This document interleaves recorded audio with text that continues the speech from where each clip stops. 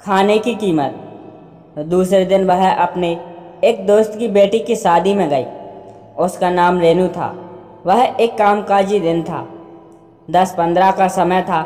एक तरफ उन लोगों के लिए बुफे तैयार था जिन्हें ऑफिस जाने की जल्दी थी। दूल्हा दुल्हन पर जैसे ही आखिरी अक्षत गिरी, सबके पांव बुफे की तरफ मुड़ गए। देखते ही देखते लंबी लाइन लग गई। लाइन खत्म होने का इंतजार करती हुई मैं मासी के पास खड़ी हो गई, जो बर्तन बटोर रही थी। बार बार लाइन में खड़ा ना होना पड़े, इसके लिए कई लोग थाली में बहुत ज़्यादा खाना डाल रहे थे। लेकिन ऑफिस के लिए जल्दी और लंच का समय करीब होने की वजह से कई लोग अपनी थाली में का पूरा खाना खत्म नहीं कर रहे थे। किसी तरह 4 निवाले चिमट कर उन्होंने थाली बटोर रही मौसी को थमा दी। उस मौसी का चेहरा एकदम उतर गया। थाली इतनी भरी हुई होती थी कि मौसी उसे तुरंत कूड़ेदान में खाली नहीं करती थी, बल्कि थाली में रखे भोजन पर निराश दृष्टि से देखती, फिर कचरे के डिब्बे में खाली करती थी।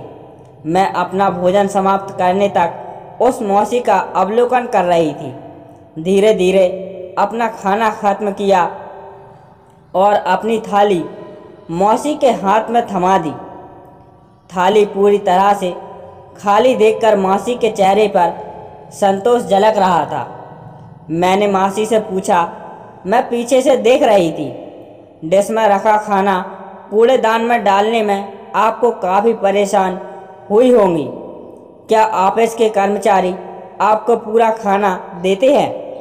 मासी उदास होकर बोली, मुझे मिल जाता है, लेकिन गांव में मेरे बच्चे भूखे हैं। दरअसल हम किसान हैं, लेकिन खेत में हमारा पेट नहीं भर पाता था, इसलिए हम शहर आ गए काम देखने के लिए। रहने के लिए अच्छी जगह कहीं नहीं मिलती थी, इसलिए बच्चों को गांव रखा है। उनकी दादी और दादाजी रहते हैं उनके साथ। वहाँ सब भूखे हैं और इधर इतना सारा खाना बर्बाद हो रहा है। इसका काफ़ी दुख हो रहा है मुझे।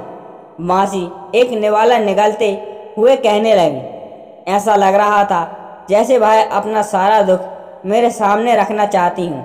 हम किसान हैं, ये गेहूँ, चावल और सब्जियाँ उगाने के लिए हमें कितना कष्ट होता है वह तुम लोगों को क्या पता।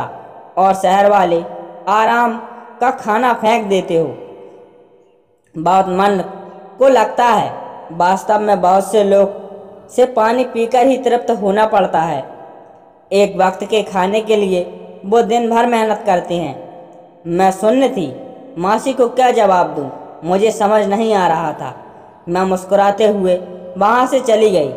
जी, मेरा नाम अन्नू है, पूरा नाम अन्नपूर्णा, और ये कहानी मैंने आपको सुनाई है। उस दिन के बाद मैं अपने नाम का मान रखने लगी और खाने को कभी फेंकने की मेरी हिम्मत ही नहीं हुई। ये कहानी सिर्फ मेरी या उस गरीब मौसी की नहीं है।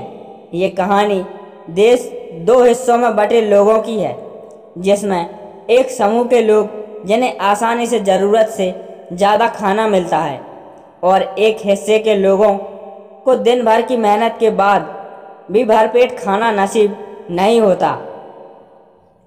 हमें ऐसे लोगों के लिए कुछ करना चाहिए, और अगर ज़्यादा कुछ ना कर पाएँ तो खाने को बर्बाद ना करें तो भी बहुत होगा।